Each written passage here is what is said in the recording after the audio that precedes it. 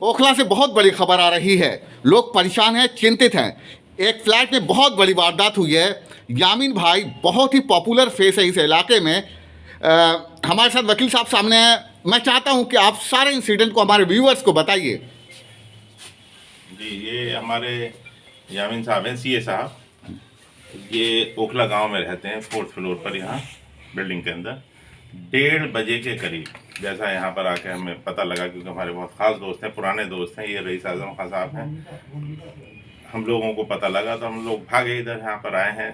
और कि 1:30 बजे के करीब मेड काम कर रही थी, दरवाज़ा खुला खोल कर डस्टिंग कर रही थी। तो जैसे ही वो डस्टिंग करके बाहर निकली, वहीं पर कोई खड़ा था दरवाजे के बाहर ही। कोई इतने में भाभी जी जो है गेट बंद नहीं कर पाई, उससे पहले ही वो उसको धक्का देकर अंदर घुस गया। उसके हाथ में, जैसा कि यहाँ आके पता लगा है, वेपन था, यानी कि हथियार था, पिस्टल थी या रिवॉल्वर थी। अदरवाइज एक बड़ा वाला छुरा भी था। छुरा जिसको ये कह रहे हैं बड़ा था, तो इसका मतलब वो छुरी नहीं थी, छुरा ही था। तो उसको लेकर इनके गले पर रख दिया उसने, और अंदर घुसने के बाद इन दोनों को एक कमरे में घुसा दिया। बेटा सामने दूसरे रूम में पढ़ाई कर रहे थे, वो अपने लॉयर हैं, वो छोटे बेटे यामीन भाई के बेटे, वो अपने वर्क फ्रॉम होम चल रहा था। तो उसकी तरफ जब पिस्टल या वेपन दिखाया तो वो भी डर गया, बच्चा है 27 साल का। और माँ को देखा कि उसके ऊपर, उनके ऊपर भी हथियार रख रखा है, तो वो भी आ गया सामने। तो उनको तीनों को एक कमरे में बैठाकर और कमरे में सामान निकलवाते रहे, और जो भी था वो लेता रहा। वो एक ही लड़का था यहाँ, तो एक ही था वो जो क्राइम। समय कितने बजे का है जो 1:30 और इंसिडेंट? 2 के बीच में, आज ही दोपहर में। अच्छा, जिस लड़की का जिक्र कर रहे हैं वो यहाँ काम करती हाँ, थी? बच्ची यहाँ काम करती है। अच्छा, 3 लोग यहाँ पर मौजूद थे उस वक्त में? हाँ, 3 लोग थे। अच्छा, सामान जो ले गए वो क्या कीमती सामान थे, क्या उसके बारे में कुछ जिक्र करना चाहेंगे? वो तो सामान में तो यह है कि हाथ में जो कंगन थे भाभी के, वो निकल। यामीन साहब, अगर आप आ जाएं। नहीं, मैं चीज़- बता रहा हूँ यामीन साहब, अभी ज़रा थोड़ा सा शौक है, क्योंकि 4-5 लाख रुपए के बीच की नकदी कैश थी, भी थी। हाँ, वो भी और निकल गया उसके था। उनके हाथ के कंगन जो है फौरन उतरवा लिए दो।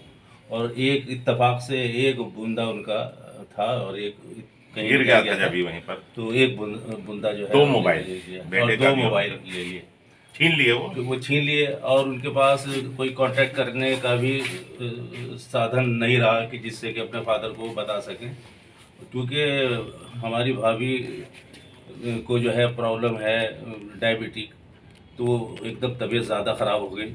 वो बच्चा फिर उनकी देखभाल में लग हाँ, गया। यानी कि क्राइम काफ़ी जो है शॉकिंग था ना ये। शॉकिंग था। फिर वो नीचे गया, कहीं से फ़ोन किया, और वो कहीं नमाज़ पढ़ रहे थे यामीन भाई। 3-4 उसमें मिस कॉल आई। उसके बाद उन्होंने कांटेक्ट किया, तो किसी तरह उन्हें फिर 1.5 घंटे के बाद मालूम हुआ कि ये इस तरह की तबीयत ख़राब है। और वो फिर यहाँ पर आए, और फिर इसके बाद 100 नंबर पे फ़ोन करने के बाद हाँ, फ़ोन आया था यामीन भाई का, तो मैंने कहा 100 नंबर फ़ोन करिए सबसे तो ये- पहले। उसके बाद जो है पुलिस आई, डीसीपी साहब जो है हमारे यहाँ के, वो भी आई हैं, एसएचओ साहब, एसीपी। उसकी पुलिस का बातचीत रोल से बहुत ये अच्छा भी है। पता चला कि वो सब लोगों को पहले से जानता था कि इनके कितने बच्चे हैं, कहाँ हैं, कैसे हैं। यहाँ इनके जाने के फ़ौरन थोड़ी देर के आधा 1 घंटे के बाद ही वो ये इंसिडेंट हुआ। वो अंदर आया तो उसकी नॉलेज में सब था कि भाई यहाँ आदमी भी कमी है। हाँ, जो भी है, बहरहाल वो अंदर की एक बात है, इन्वेस्टिगेशन का इन्वेस्टिगेशन पहलू से। है वो तो पुलिस। लेकिन पुलिस फौरन आ गई थी पूरी तरह से यहाँ पर। एफएसएल वाले भी हैं, आपने जैसे देखा अभी, डीसीपी साहब भी आए, उसके अलावा एसीपी साहब, एसएचओ साहब। यानी कि पुलिस का रोल अभी जो हम देख रहे हैं बड़ा एक्टिव है, और कोई भी पहलू नहीं छोड़ रहे हैं कि किसी तरह से भी नैप करा जाए उसको। तो सर, जितनी बड़ी वारदात ये हुई है, एक हाथ में आप बता रहे हैं उसके पिस्टल थी, एक हाथ में चाकू था, और वो गेट के बाहर खड़ा हुआ था। क्या ऐसा ही नहीं लगता कि वो पहले से ही रेकी कर रहा हो हाँ, यहाँ पहले की? से ही था वो। बच्ची ने गेट खोलकर बाहर निकली है, इतने में घुस गया उसको जबरदस्ती धक्का देकर अंदर। तो वो तो था यहीं पर, क्योंकि फ्लैट्स है ना, यहाँ रहता भी नहीं कोई यहाँ पर ज्यादा। तो सर, क्या वो कवर्ड किया हुआ था अपने आप? हाँ, वही मास्क लगा रखा था, जो जिन लोगों ने देखा मास्क तो लगा रखा था, फिक्स था उसके ऊपर, हटाया नहीं उसने मास्क एक बार भी। प्लस जैकेट पहन रखी थी, और गले में मफलर भी था, यानी कि कुछ फेस विजिबल नहीं था आंखों के अलावा। तो अभी पुलिस इन्वेस्टिगेशन चल रही है क्या? चल रही है, हाँ, पूरी तरह से चल रही है। लेकिन ऐसे कंजस्टेड इलाके में और पुराने इलाके में यामीन भाई इतने प्रोमिनेंट आदमी, 94 से यहाँ रह रहे हैं, यानी कि, और उनके घर में ऐसा इंसिडेंट हो जाए और ऐसी जगह पर, तो ये बड़ा शॉकिंग है। मेरा तो अपना गांव है, तो ताज्जुब होता है कि यहाँ कभी इस तरह का जबकि क्राइम हुआ इनके नहीं। सब जगह ताल्लुक भी बड़े अच्छे हैं। नहीं, इस तरह का कभी नहीं रहा है, इस इलाके में नहीं हुआ कभी। ये तो बड़ा शॉकिंग है, लेकिन ये है कि उम्मीद है, जैसा पुलिस का रोल दिख रहा है, कि बहुत जल्दी ये लोग इसको क्रैक कर लेंगे केस को। हाँ, बिल्कुल, हमारे साथ जो बातचीत कर रहे हैं वो ये बता रहे हैं कि उम्मीद है कि जल्द से जल्द चोर पकड़े जाएंगे।